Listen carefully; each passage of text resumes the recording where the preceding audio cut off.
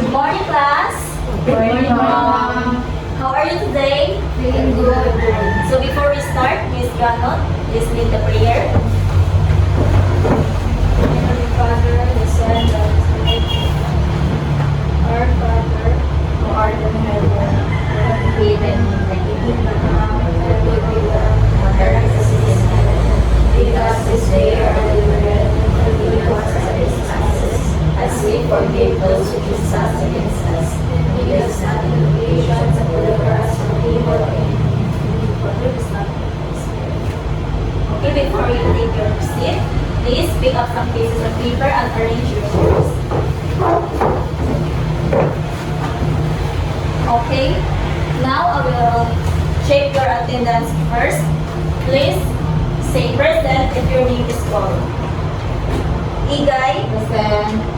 Ganot, Present, ma'am. Urine, Present.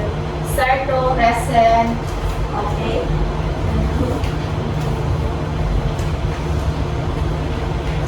So, by the way, I am Jeralyn and I will be your student teacher for today's discussion. So, before we proceed to our discussion, we will have our activity first.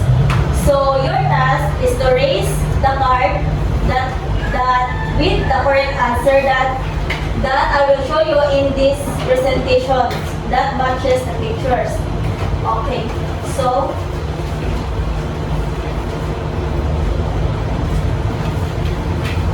again, kapag sinasabi ko na 1, 2, 3 up, ay tataas nyo yung papel na tamang sagot.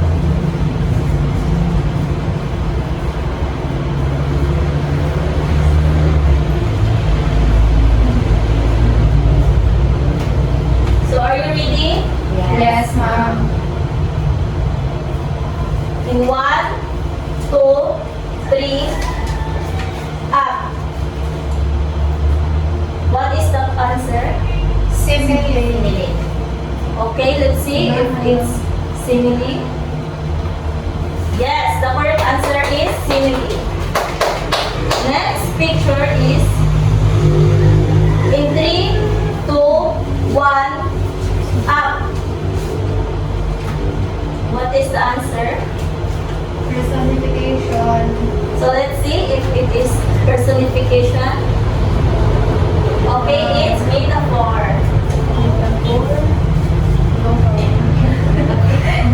Okay. Next one is in 3, 2, 1, up. So what is the answer? Personification. How about you, Miss Ganon? Onomatopoeia. Okay, let's see the correct answer. It's personification. So next one is in 3, 2, 1, up. Metaphor. So the correct answer is hyperbole. Yes. Yes. Okay. Alright. The next is in 3, 2, 1, up. Yes, the correct answer is Onomatopoeia. alliteration. Wow. Daog. Okay. So the last is in 3, 2, 1. Okay, let's see. Oxymoron. So another last one to the eye. So in 3, 2, 1. Onomatopoeia. Yes. Let's see. Yes, it's onomatopoeia. Okay. Thank you for your participation. So this time I will discuss you about figurative language. So do you have any idea what is figurative language? Anyone?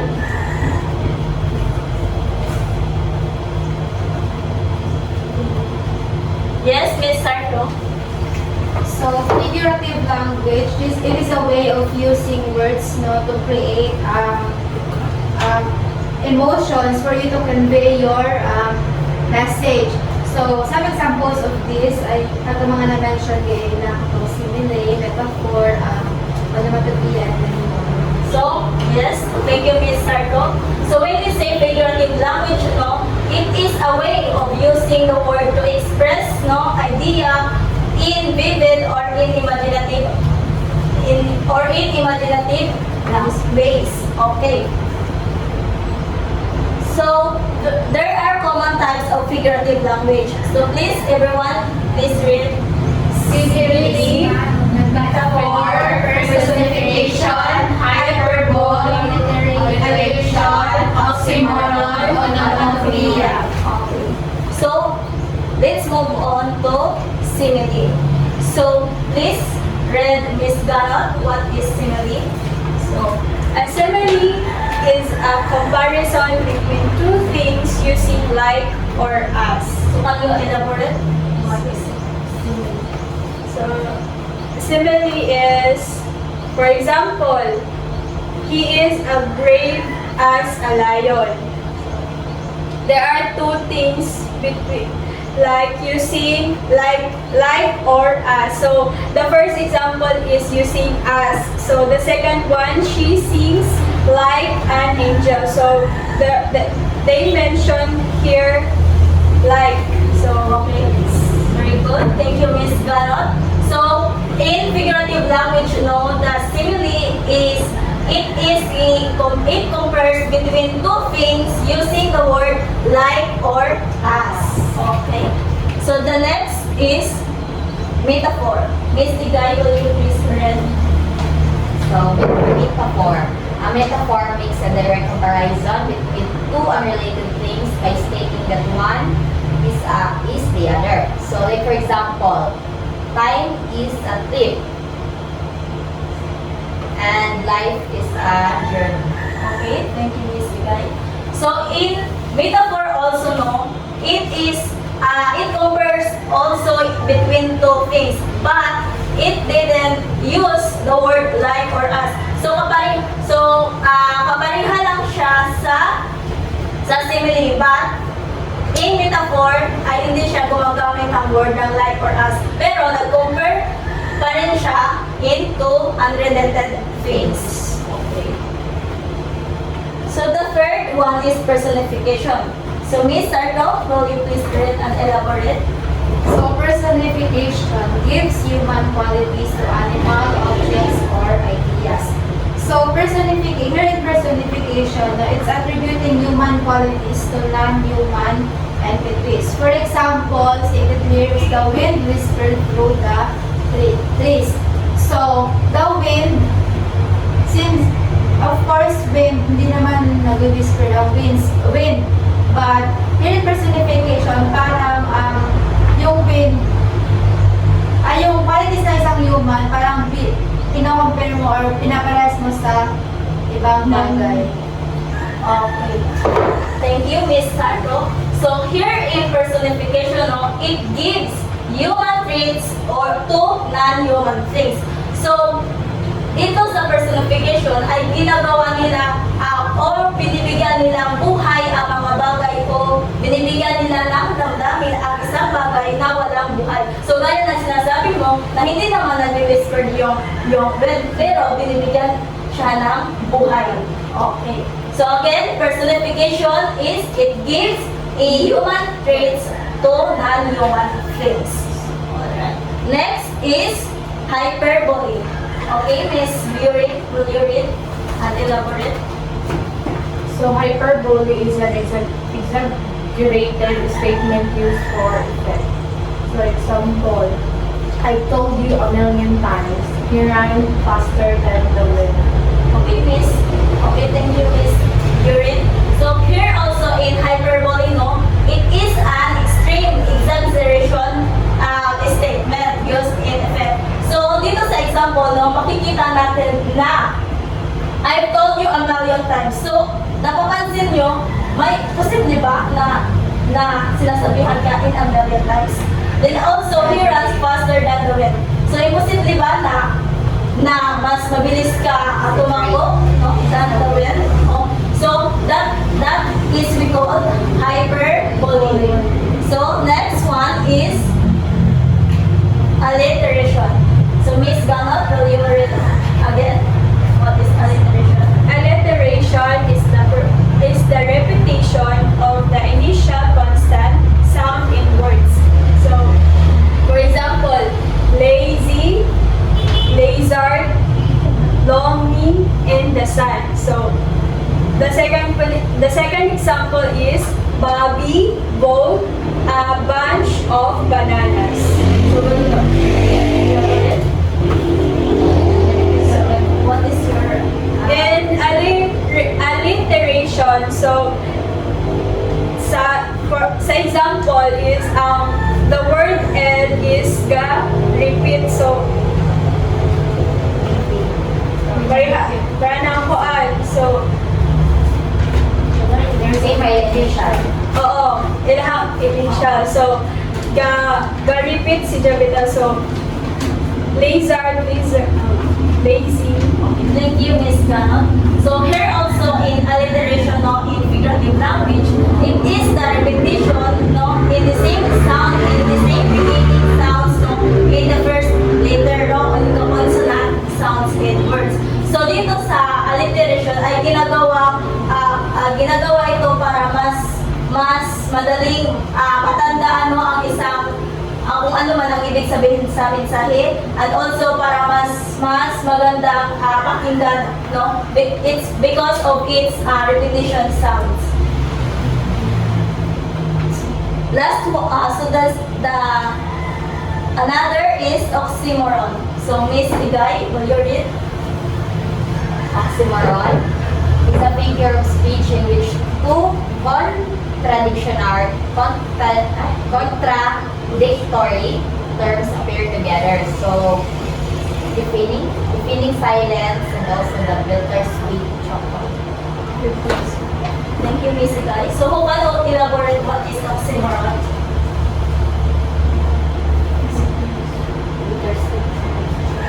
Yes, Miss Arto. So, oxymoron, these are the combinations of words that is opposite each other. For example, the bittersweet. So, bitter means parang mapait and sweet, matamis. So, combining these two words, even if it's opposite each other. So, okay, no? Thank you. Tama si Miss Arto, no? Oxymoron is the figure of speech in which two contradictory terms appear together. So, ibig sabihin ay contrast, no, or kabaliktaran ng isang salita. So, tulad na nga sinasabi dito, bitter. So, it means mapait. Pero, sweet chocolate. So, meron siyang contrast or kabaliktaran ng isang salita. So, the last one is onomatopoeia. So, please, Miss Yuri, read. So onomatopoeia is words that sounds like their meaning. So for example, the glass crashed to the floor. The bees buzz around the flowers. So onomatopoeia is nag-imitate siya of sounds na nag-describe like sa glass nga na-crash. So dila mag-make na siya of sounds. Then ang bees na ang buzz. So nag-create siya. So, thank you, Miss Yuri. So, tama, no? Na ang onomatopoeia is the words that sounds like their meaning. So, ginagamit ito para mas maramdaman o mas marinig ng isang mambabasa ang aktwal na sounds, no?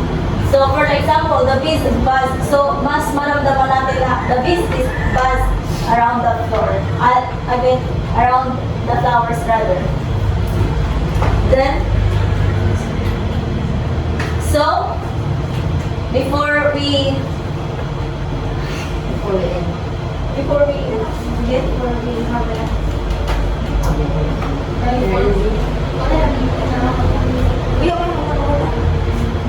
have a activity.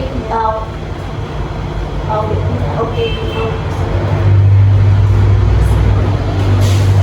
So before we proceed to our activity, Miss Sarto, may I ask Miss So, ay, nagtanong sa yung fruits.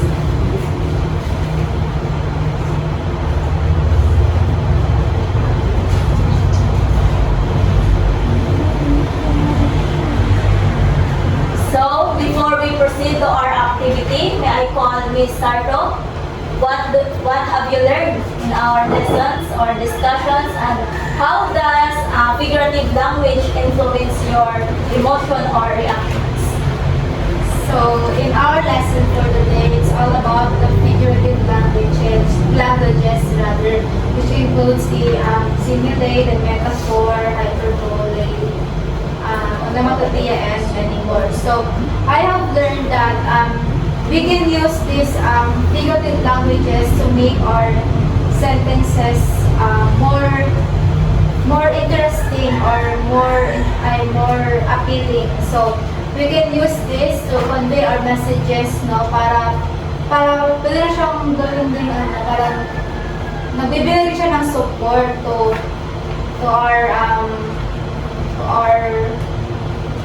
the things that we want to say, parang mas napapaganda na yung mga words na gagamitin natin.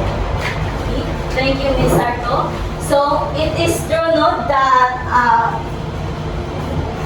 basa mo? Kasi ito na lang.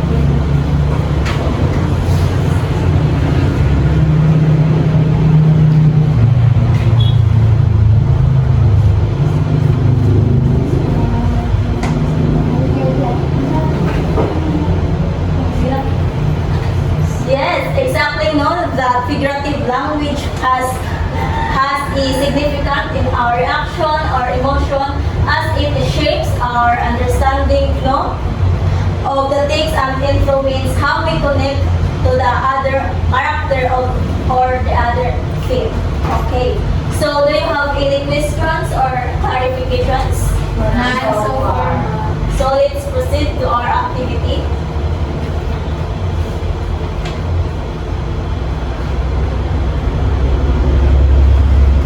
So instructions.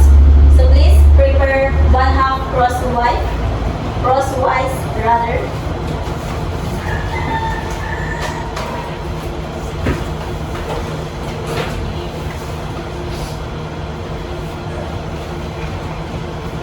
I will giving you 5 minutes to answer.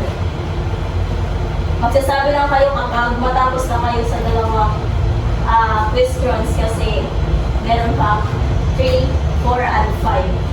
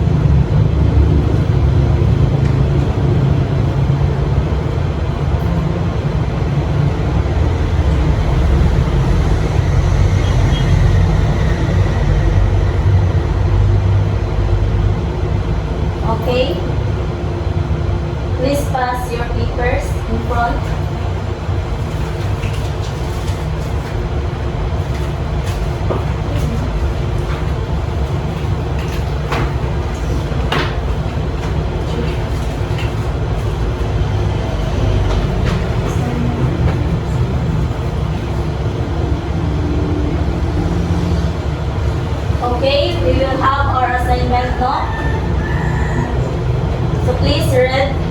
Instructions. Write your own poem that incorporates at least 3 to 5 different types of figurative language. Highlight or underline the example you use. So pass it next meeting.